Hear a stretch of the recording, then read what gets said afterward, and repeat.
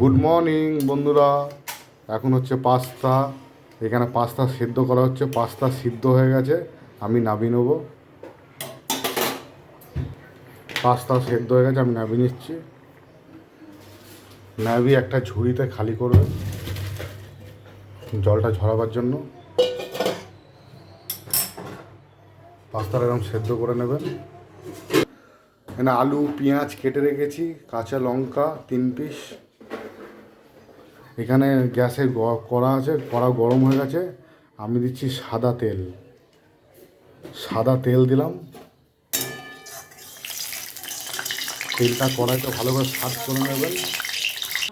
তেল গরম হয়ে গেছে, আমি আলু দিচ্ছি।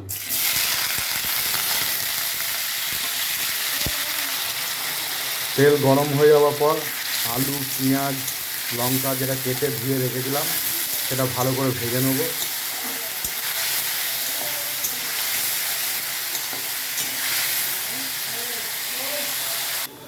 আলুটা বেশ ভালো করে ভেজে নেবে, একদম মজমজ করে আলুটা ভেজে নেবে।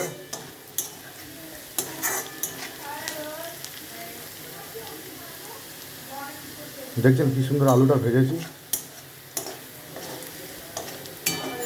আলুটা ভেজে নেওয়ার পর একটা সাইড করে দেবেন। আমি এতে ভাজবো ডিম।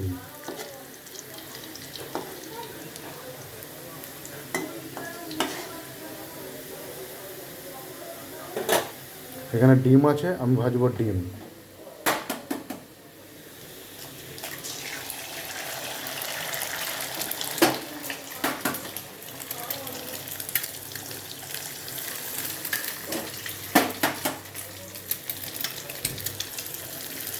তিনখানা ডিম দিয়েছি, ডিমটা ভাজা হচ্ছে।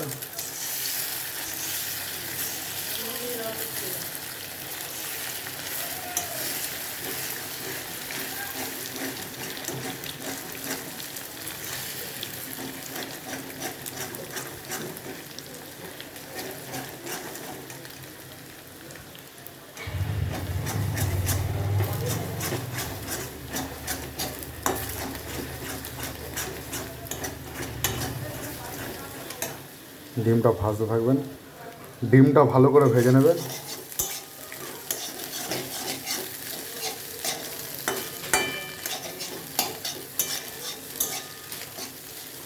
তারপর লাস্টে ডিমটা ভালো করে ভেজে আলু পেঁয়াজ সব মিশিয়ে দেবো।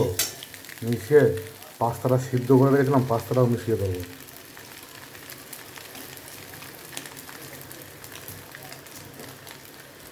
পাস্তাটা মিশিয়ে ভালো করে মিক্সড করবেন।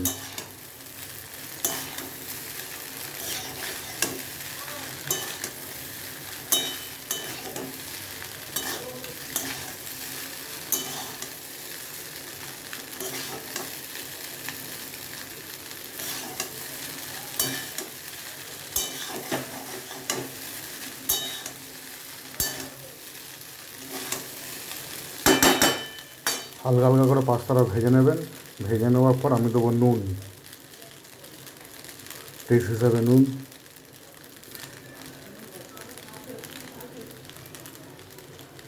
টেস্ট হিসাবে নুন দেবে। 2 চামচ নুন দিলাম। এখানে ম্যাগি মশলা আছে, ম্যাগি মশলা দেবো। নুন দেওয়ার পর আমি দেবো ম্যাগি মশলা।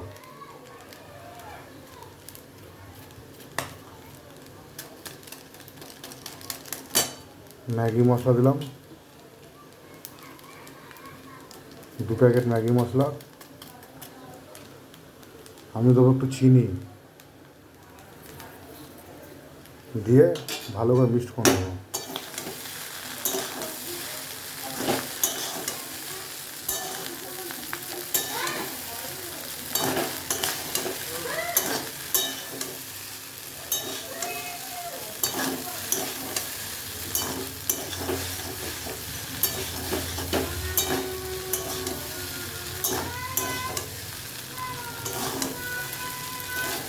ভালো করে মিক্সড করে নেবেন।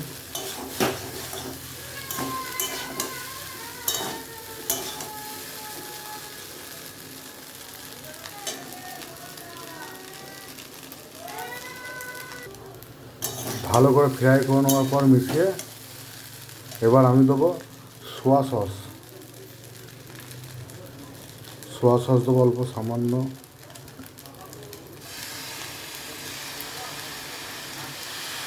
একটু সোয়া সস দিলাম, সোয়া সস দিয়ে ভালো করে মিক্স করে নেবো।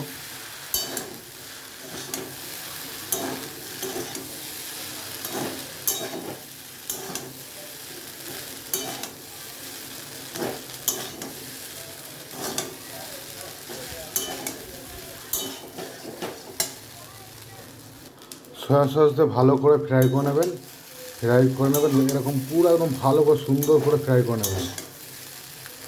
কারণ পাস্তা ভালো মতন ফ্রাই না করলে খেতে ভালো লাগবে না, ওই ময়দা ময়দা খেতে লাগবে। আর নুন ঠিকঠাক দেবেন, নুন চিনি, চিনি খুব বেশি দেবেন না, টেস্ট হিসাবে চিনি দেবেন। আর পাস্তার নুন হচ্ছে মেন, নুন ঠিকঠাক দিতে হবে আর ফ্রাইটা ভালো করে করতে হবে, তাহলে দেখবে সুন্দর টেস্ট হবে, সুন্দর। আর যদি ঠিক মতন যদি না হয় দেখবেন ময়দা ময়দা লাগবে খেতে। পাস্তা কমপ্লিট, প্লেটে সার্ভ করবো এবার। পাস্তা যদি আমার ভালো লেগে থাকে ভিডিওটি লাইক করবেন, শেয়ার করবেন, কমেন্ট করবেন।